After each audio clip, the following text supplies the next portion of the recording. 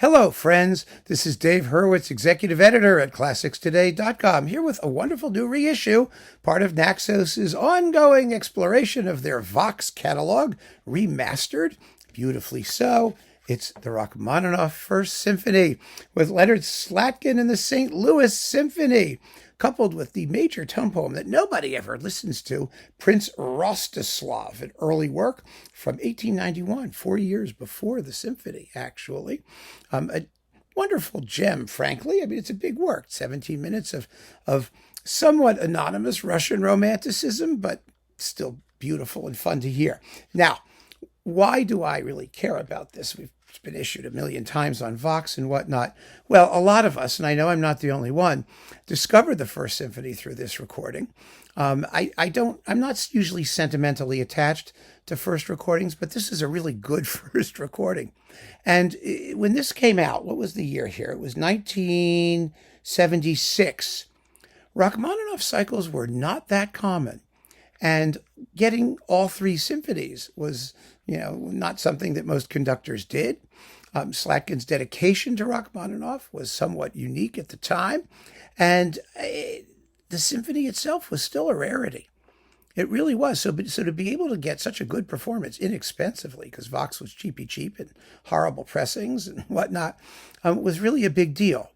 And the First Symphony, I think, shocked everybody because it's really very, very good.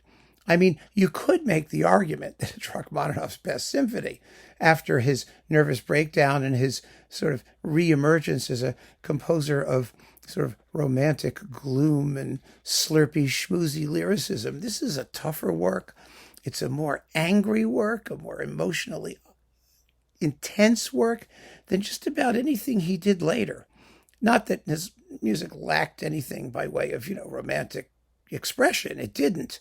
But there was something about this, a spontaneity and a lack of inhibition that really he never matched. Now, the text of the first is kind of interesting because there are two versions, evidently, and I've never been able to straighten out how we got what we got here, because Rachmaninoff destroyed the manuscript. The only way this piece exists is because supposedly the parts survived from the first disastrous premiere. I don't know how much you know about it, but the piece was premiered, and the critics, especially like Cesar Cui, Cui, C-U-I, one that guy, said that if there was a conservatory in hell, then Rachmaninoff would be there. And, everyone just trashed it. It was conducted by Glazunov, actually, who apparently did an abysmal job.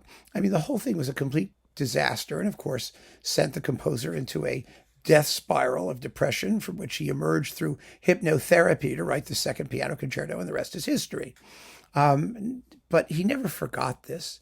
Bits of it reappear in the symphonic dances. But because the only text we have is what survived from the parts, this version there's a lot of extra percussion. Let me just put it to you that way.